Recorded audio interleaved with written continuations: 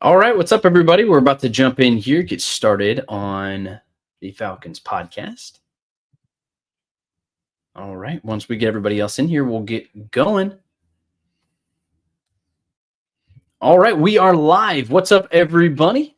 Welcome into the Falcons podcast with me, your host, Garrett Chapman. Give me a follow at GChapATL on Twitter. Stay fully up to date on everything that we have going on over there at Falcons on SI. You can also head on over there. Just check it out. Just Google Falcons on SI, but make sure to like the video and share it with your friends so they can get in on some of this Falcons discussion. And wherever you're getting your podcast, thank you so much for joining us. Spotify, YouTube, Twitter, Facebook, anywhere. Doesn't matter. We're glad you're here. Thank you so much. We got a good show set up for you today. We're fresh off of an early week 5 bye week. I'll tell you why that may not be quite as bad as some people think. It's actually what I've heard from a lot of folks is that the week 5 sucks. I'll tell you why that may not be true.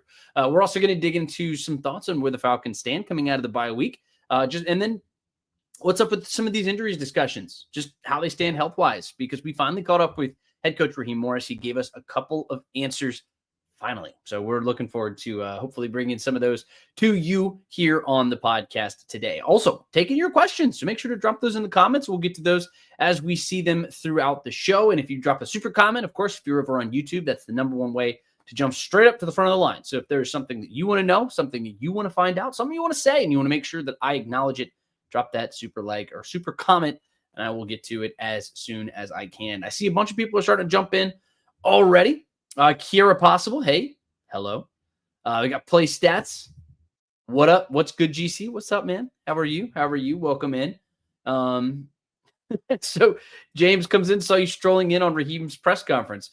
Yeah, that was me. That was definitely me. We were in the locker room talking to some players, and they got started a little early. So, oh well. We kind of got messed with by Raheem Morris. He was he was saying a couple of things too. It's fun, but by the end of that, so we were having some good time. Michael Roquilo, what's up, my man? How are you? But I do see a bunch of people starting to jump into the podcast. So welcome. We're talking all things Atlanta Falcons. So let's start here. I saw a request come through. Somebody hit me in a DM, just said, what are some of these advanced stats? So I'm more than happy to jump in and answer some of those questions. So let's go through. We'll start with the offense. So through 5 weeks, this is where the Atlanta Falcons stand. So 7th in total offense, 362 yards per game. They got 12th in passing offense with 226 yards passing per game. 6th in rushing offense, 136.5 per game, and 26th in points per game. Of course, a lot of that has to do with the lull against the Carolina Panthers that still looms over this unit, but it's also that bit of a lull against the Minnesota Vikings as well. I mean, that's just one of the realities of scoring 0 points and then not, scoring when you get to the red zone. But I will say last week's revitalizing that 34-point barrage that they had against the Commanders, that really does help. But as far as the advanced metrics, the 7th in total offense, that's great. I think that's okay. It's good. Look, because you're picking up yards, you're finding some success. But EPA, so expected points added, is not very kind to the Falcons. They're 22nd in EPA per play. They're 22nd in EPA per pass. And believe it or not, they're actually 16th in EPA per rush. So damn near smack dab in the middle of the NFL in terms of successful rushing. They've been a success rate of 42.5%, which again is 16th in the NFL. Not awesome. It's not exactly where it needs to be.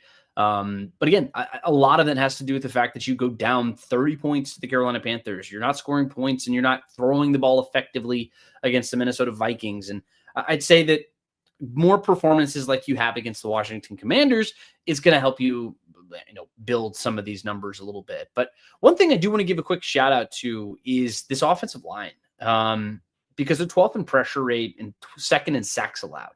That tells me that effectively this unit's doing its job. It's doing what it needs to do here. And that was going to be a big concern for this team coming into the season, especially in the wake of the injury to Caleb McGarry. Elijah Wilkinson's done a very good job. But the number one thing for this, and I mean, I mentioned this in the last podcast, and I'll say it again here, it's the fact that this unit doesn't have a lot of consistency. Not the offensive line, the offense in general.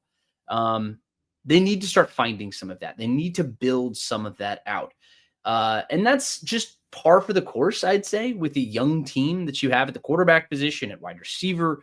I mean, like, you've got some young guys across this team, but especially at the quarterback position, you're not going to have a lot of consistency. That's just one of the realities of having a young quarterback. Now, that doesn't mean that you don't believe in this guy. It doesn't mean that you're not going to have strong outbursts and have big games or even big moments. It just means you're going to have some of these lulls. And I'm going to tell you why a little bit later in the podcast, why that's so important for this team just moving forward. But as far as like getting back to what this team can do here at the bye week, consistency was a buzzword, but what does that actually mean? How do you actually get back to your roots? Well, you do it by getting back to your roots. You give the ball to Bijan Robinson. You know, you lean on Tyler Algier. You get tough yards out of these two. And Bijan specifically, I mean, of course, you assume he's going to be healthy the whole way.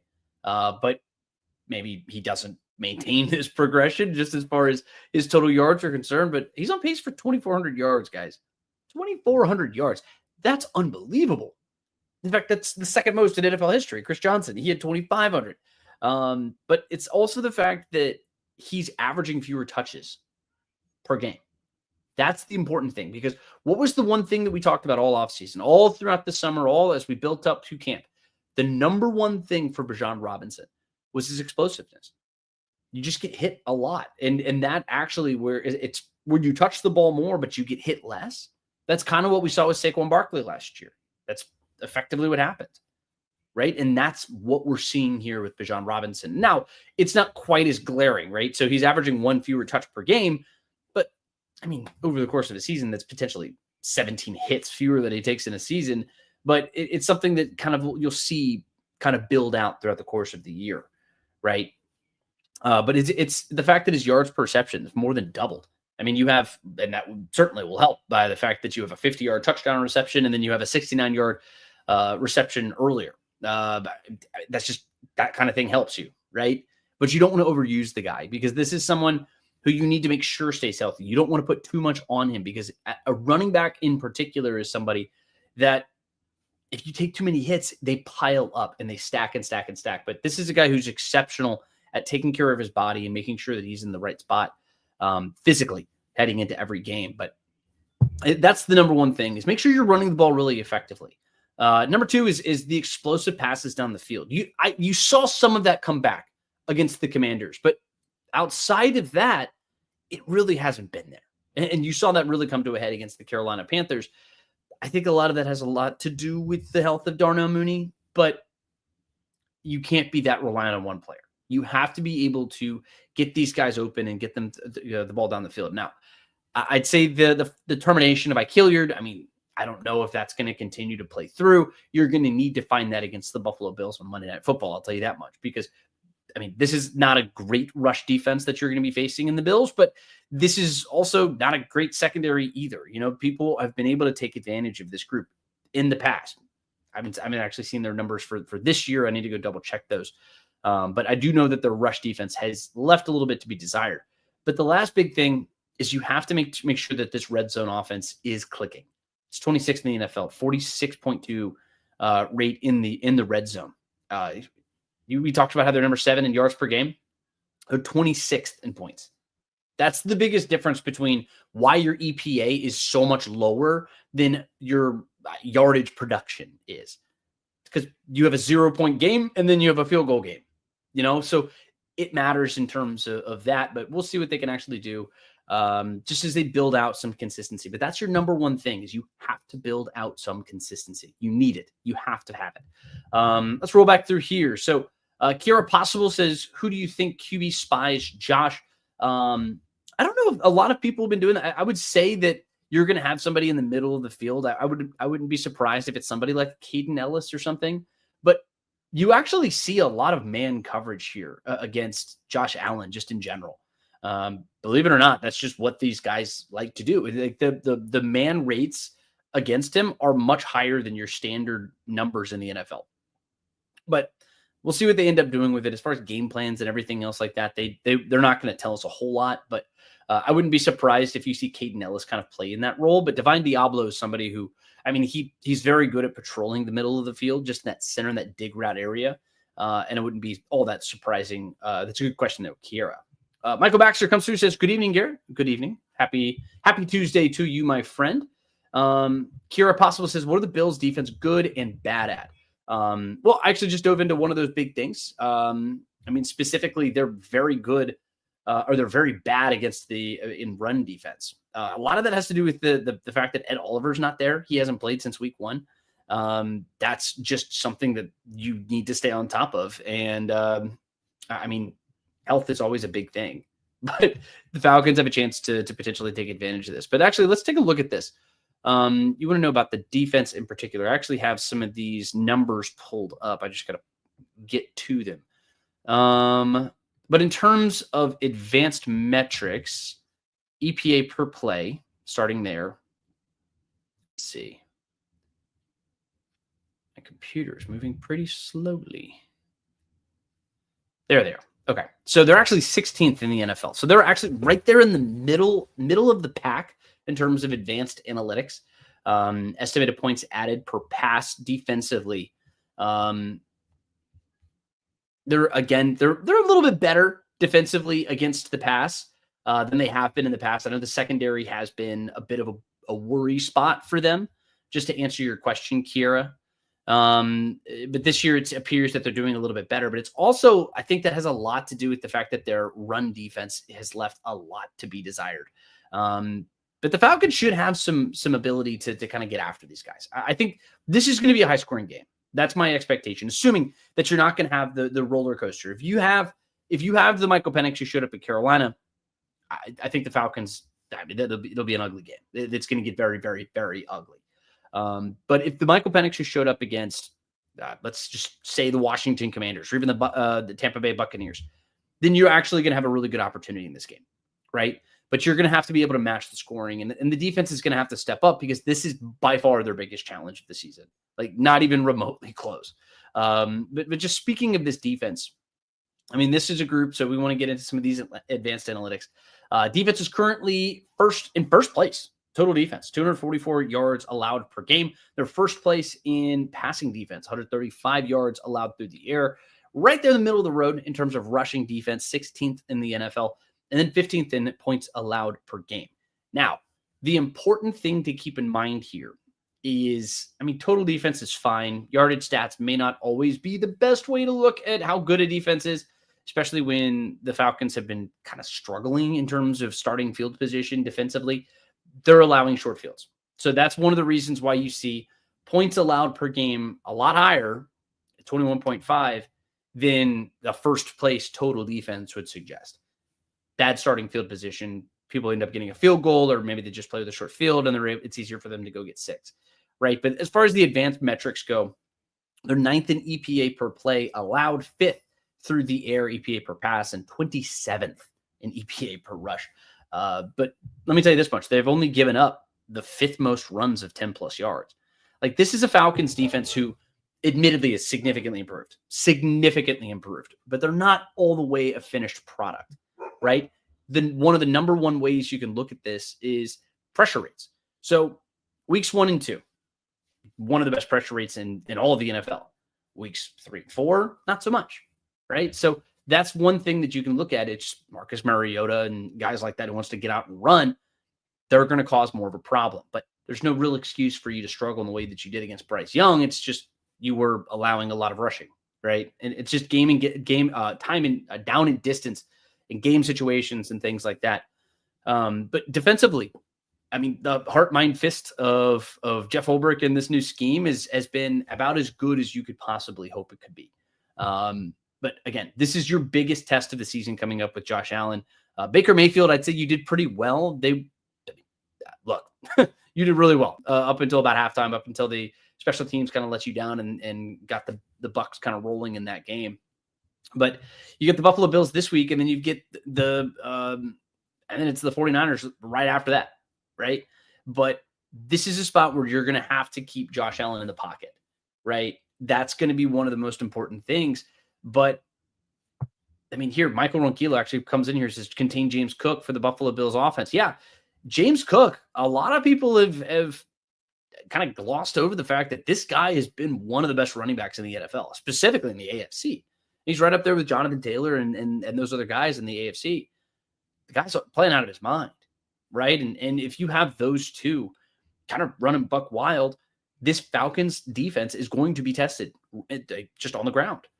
And ultimately, like if you want to get into some early thoughts here about the Bills and the Falcons, it's going to come down to who stops the run better. That's a big factor in this game.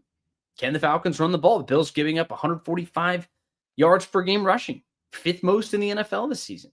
Bills have the worst defense in the NFL in terms of explosive runs.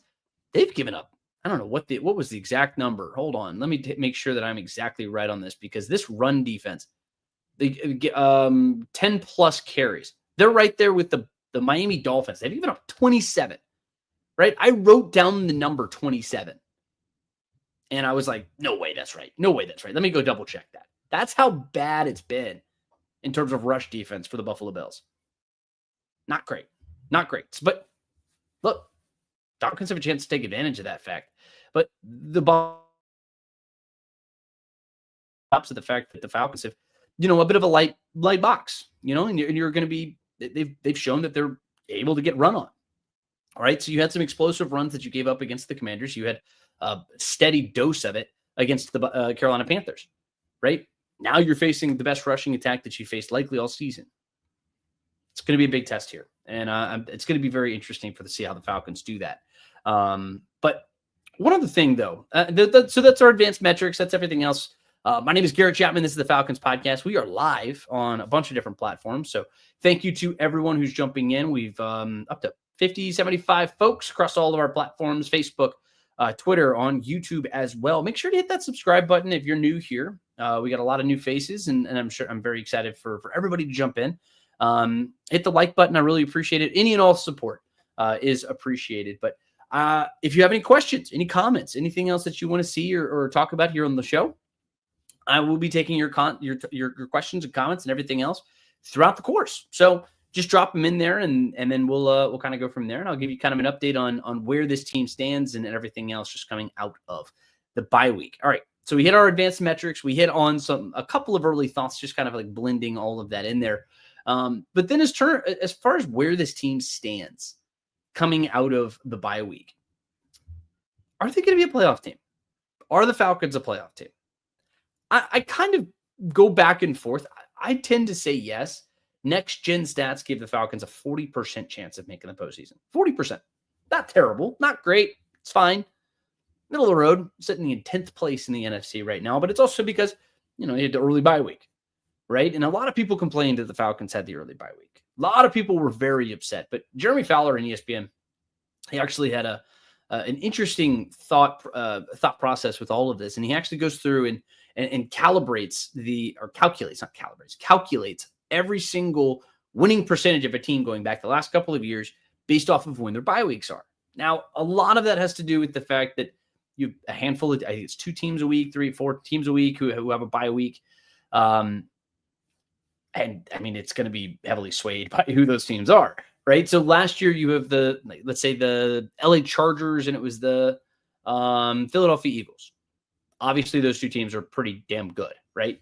But if you look at what the overarching record is going back the last couple of years, Falcons, they're in a pretty good spot. Teams who have that week 5 bye have a winning percentage of 56.7%. Now, that puts you right at about 7.5 wins for the remainder of the season. So that means that you might get somewhere between 9 or 10 wins. Is that enough for the postseason? Okay, that might be. Very well might be. And you also pair into the fact that Falcons are getting into the meat of their schedule. This is the underbelly, if you will, but not before you have to go through the slog, right? So your next 4 games, you got the Buffalo Bills, Monday Night Football. Ooh, doggy. Then it's the San Francisco 49ers on the road on Sunday Night Football. Oh boy. If you can get out of that 1-1, I think you're in pretty good shape. Then it's the Miami Dolphins. You need to win that game. Then it's the New England Patriots. 1-3 is not the end of the world. It's also not the best situation, but 2-2, I feel like you can do that. I feel like 2-2 is possible with that. So that would put you at 4-4. Then it's the Colts in Germany. That's going to be tough. I mean, you're going to have to keep up with this team. Let's say 4-5 there. right? Then it's next 3 games. You have the Panthers, Saints, and Jets. You got to win all 3 of those. It's 7-5.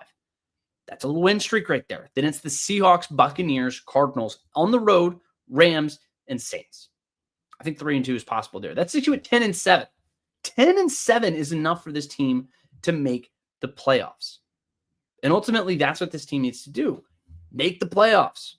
Because that is the charge. The team is talented enough. I just rolled through all these numbers, all these stats, everything else. They're good enough to do it. They just have to put some wins together, and they have to start stacking wins more effectively. And that means don't throw out stinkers like you did against the Carolina Panthers. That's the unacceptable crap that's going to get coaches fired and players cut and traded and moved on from.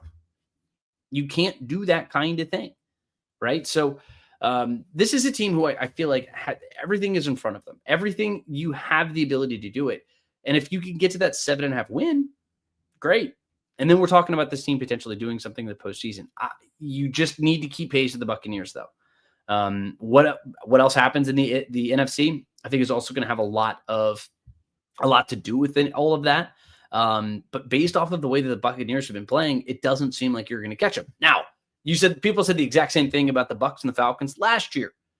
Falcons end up folding down the stretch, and they end up with a losing record. Now, long way to go. We got a long way to go.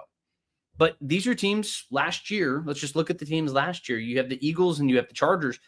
Chargers realized they need to start throwing the ball more, and they need to put the ball in Herbert's hand, and they started winning a lot more games that helped them fuel a playoff run. Raheem Morris said as the Falcons were going into the bye week that's a completely different Eagles team than the one that he played before they started their bye week. Was that week 3 or 4 of last year? It was a completely different football team. I think it was week 2. It's week 2. Completely different football team. So teams are able to reset early. Now, late season buys, you're able to recalibrate. You can rest. You can get healthy. But it doesn't really have that much of an impact. I guess we'll see. But I would say that the team is in pretty good shape moving into this bye week. Just looking at this schedule, looking at where this team is right now, most of the things that they need to fix are things that are within them, right? But as far as that health, so I mentioned the health, I do want to go through some of these last couple of things. And if you have questions, let me know. I'm happy to jump in and answer those as they come in. But as far as the Falcons injury updates, the biggest one, the number one thing, of course, is AJ Terrell. Raheem Morris said that he is very confident that he's going to be back.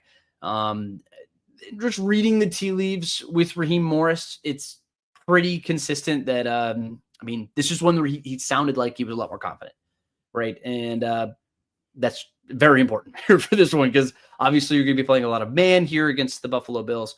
And so having AJ Terrell after D. Alford kind of regressed a little bit against the Commanders. He had a couple of bad situations that he was in just in general in that game. But Terrell's health, he appears to be healthy. He'll be practicing throughout the week. I would expect he goes in with a questionable tag, but then ends up playing. Darnell Mooney, he and Kadero Hodge both also have some soft tissue issues.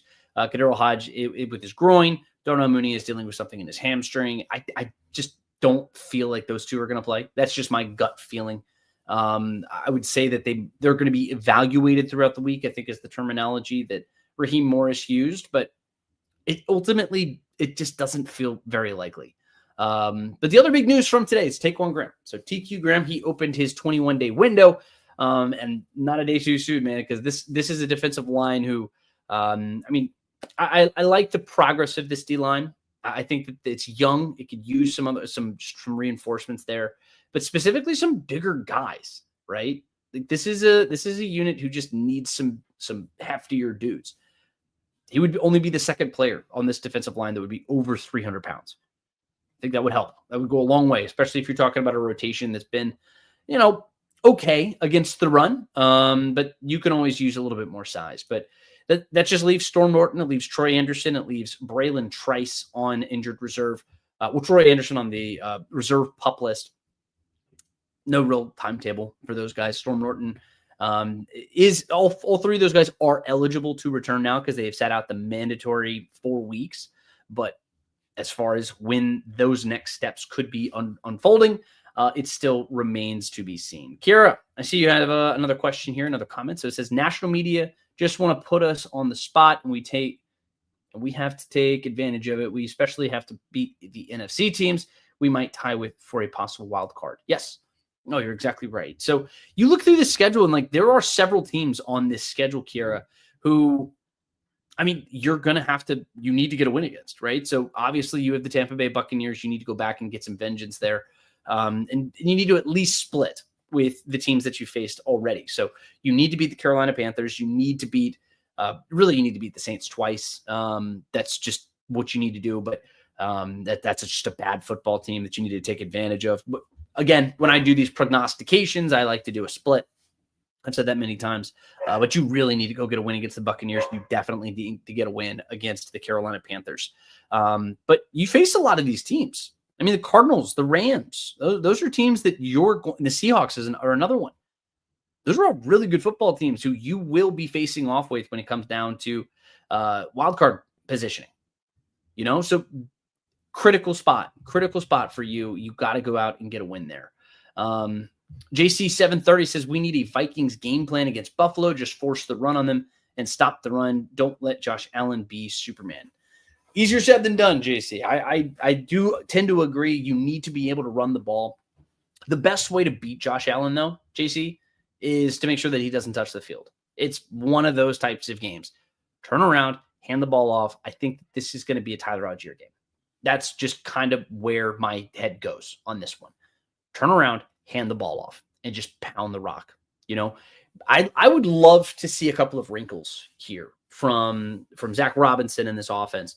I don't think that the Bills are going to be able to slow down this rushing attack. And I think that this ultimately turns into a Tyler Algier game where you need to get some momentum and start running downhill and doing everything in that way. Kira Possible, Juke and Nuke. Keith Robbins comes in and he says, rise up. Thank you, Keith. And Kira, yeah, Juke and Nuke. I love that. If they can get some of this downfield passing attack going and potentially run the ball effectively, I think that this could end up being a pretty favorable matchup here for the Falcons. It's just, what does the defense do? This is the first real test of the season, and I really like that. JC says, let's see. I like us against anybody when we play our game.